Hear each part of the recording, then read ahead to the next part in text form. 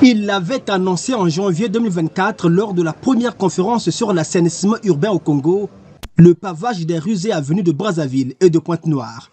Depuis le 27 octobre, ce projet a franchi un cap important dans la marche vers sa matérialisation. À l'UTT lundi dernier, Juste Désiré Mundélé a été rassuré. La Société Nouvelle des Ciments du Congo est bien partie pour fournir du ciment nécessaire pour la réalisation du projet de pavage des voiries urbaines. Nous pouvons vous rassurer que nous avons les possibilités de fournir la quantité de ciment voulue par le gouvernement.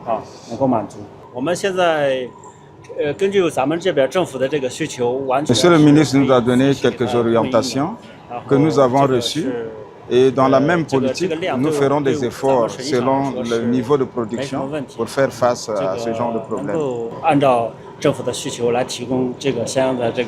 Recouvrir le besoin du gouvernement en ciment, c'est une assurance pour le ministre de l'assainissement urbain qui a inscrit ce projet dans son plan d'aménagement du cadre de vie. Juste Désiré Mundélé est donc satisfait de ce premier partenaire et se permet d'ores et déjà d'annoncer le premier arrondissement bénéficiaire de cette ambition.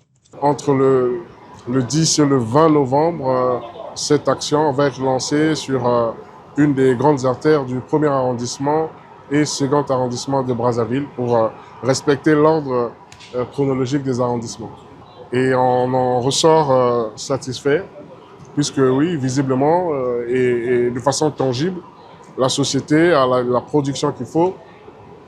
La société a la capacité aussi, à travers le chemin de fer, l'UTT Brazzaville, de ravitailler notre site qui va être donc le site principal, ça serait l'usine à pavé de Brazzaville. À l'UTT, Juste Désiré Mundélé a visité les installations de cette cimenterie chinoise. Une unité capable de produire 1 millier de tonnes de ciment par jour, capacité qui pourrait tripler puisque la société ambitionne produire jusqu'à 200 000 tonnes l'année. Un premier partenaire désormais conclu, mais le gouvernement a besoin de plus de participation dans ce projet à essence communautaire, citoyenne et participative. Ça va être une action communautaire. Il ne s'agira pas seulement de laisser à l'État cette action. Donc les privés, les associations, les entreprises aussi, à travers leur RSE ou bien d'autres, pourraient bien appuyer cette action, et on le souhaite d'ailleurs. C'est d'ailleurs un appel que nous lançons aussi. On lance un appel pour que tout le monde s'approprie cette action citoyenne.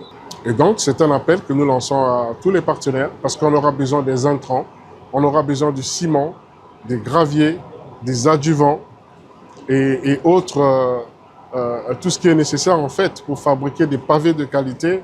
Plus que quelques jours, Makelekele se verra donc l'une de ses artères être progressivement recouverte de pavés. Une phase pilote qui sera réalisée sur 2 ans renouvelables impliquera les collectivités locales, les directions départementales, les ONG et associations, les communautés étrangères, les confessions religieuses, les entreprises publiques et privées, à l'instar de la Société des pavés du Congo, dont l'expertise n'est plus à démontrer.